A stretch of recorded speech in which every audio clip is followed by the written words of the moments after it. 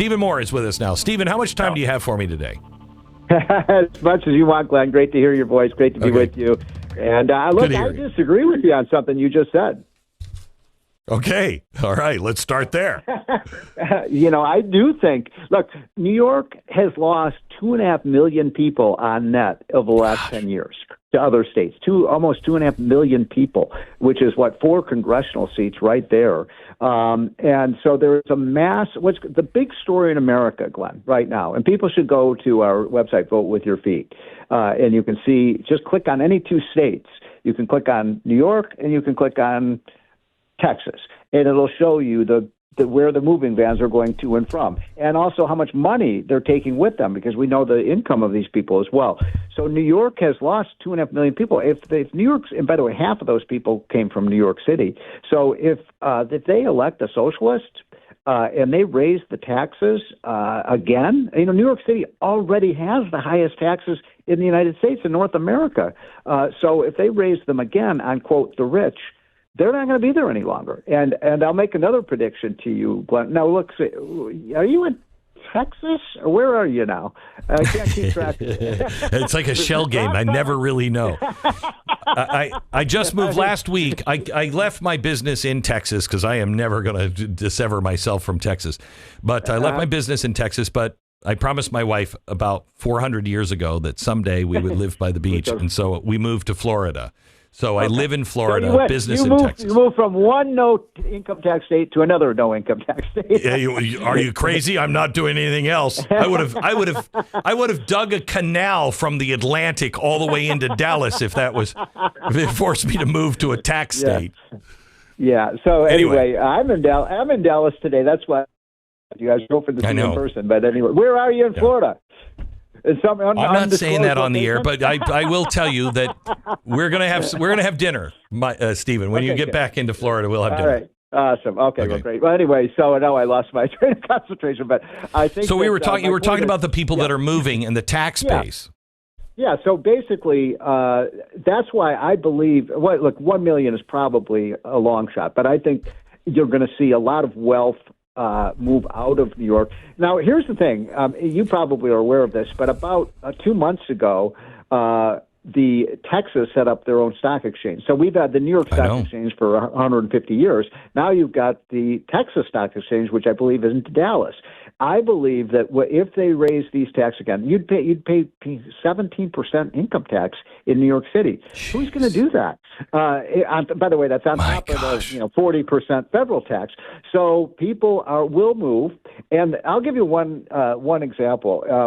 Ken Griffin, he's the billionaire who created Citadel, and a good guy. He's a free market guy, and he was the single biggest charitable giving in the city of Chicago. He gave to the Art Institute. He gave to the homeless shelters. He gave to the food kitchens and the museums and so on. I mean, he was by far the biggest donor to all of the charities. Well, finally, they kept raising taxes in Chicago.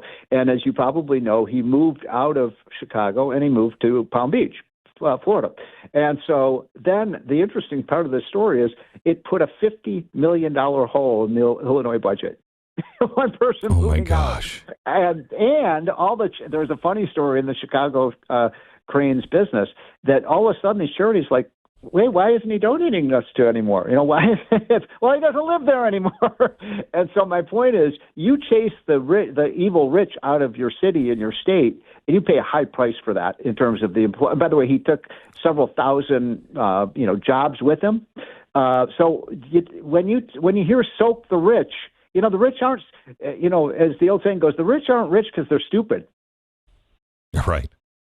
Let me ask you this, Stephen, because it used to be that New York was the capital of the whole world. Financial capital. Because of the stock exchange, how real is the loss of the New York Stock Exchange as something like the Texas Stock Exchange?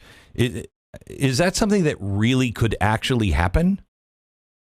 Yeah, it could happen. And look, the truth is that the New York Stock Exchange, even today, isn't anything like what it was, 60s, 70s, 80s. Just like, I mentioned I'm from Chicago. Remember the moving trading places, and they're trading the commodities on the Chicago. It doesn't really exist anymore because that's all done by computers, and electronically. So the trading floors aren't the same as they were.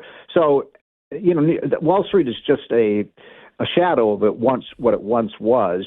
But what I'm saying is that, today in America, in Dallas, Texas, there are more financial services jobs than there are in New York City. Oh, my gosh. That's amazing. Oh, my gosh. So it is happening. It's happening. So how long, how much more, Stephen, how much more can New York take before it's no longer the financial capital? How much more, how many people have to move? What has to happen for it to really understand, wow, we made a huge mistake here? You'd think they'd have gotten that message already. I mean, one of the things you lived, when you first did your Fox show back many, many years ago, you were in, New York. And so you're familiar with New York. And when was that? In the 90s? And when were you in? In the 2000s, mid 2000, 2005, 2010. Yeah. Because I remember when Rudy, this is an important point because I know you have a lot of listeners all over the country in New York and New Jersey and the New York area. So, when Rudy Giuliani was elected mayor, New York was a mess.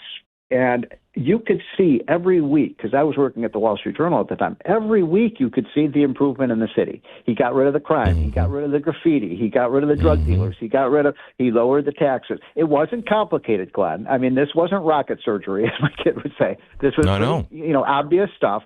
And New York was New York again, and it was booming.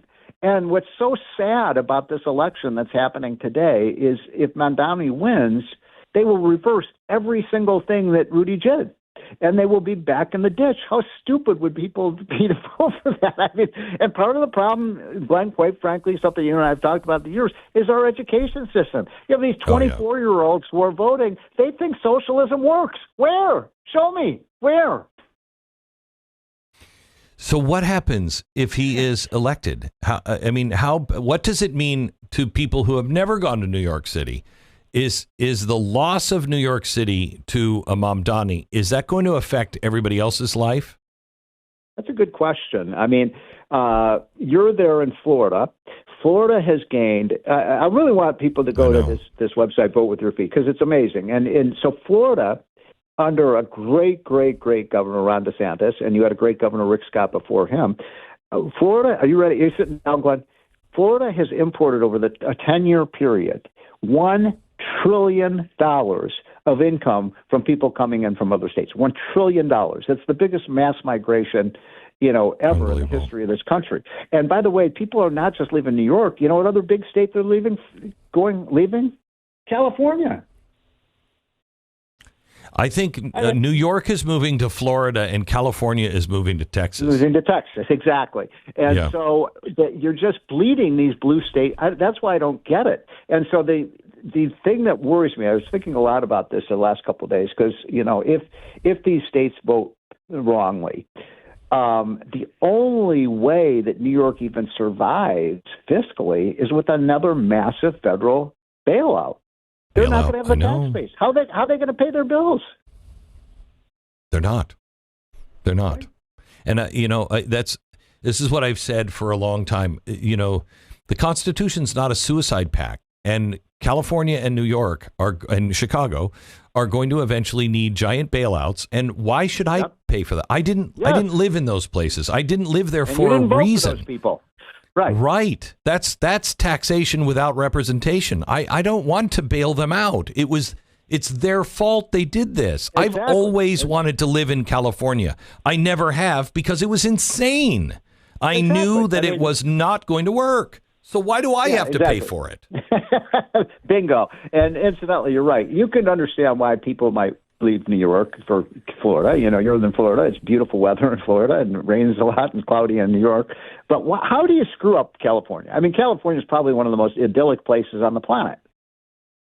And people are leaving. This is the first time in 250 years more people are leaving California than going to California. That's never happened before. That's unbelievable. Yeah. Unbelievable. Okay, can you spend some time with me? I'm going to make one other point about this. And yet the governor of California is right now the lead candidate to run on the Democratic ticket for president. Gavin Newsom, the guy what's he going to run on? I'll do for America what I did for California? Yes. And so many people will buy into it. I mean, I don't know what's wrong. It's so frustrating because you try to apply logic. And you're like, but none of this makes sense. None of it. What are you doing? I would love to be able to sit down and have a conversation with you, but none of this makes sense.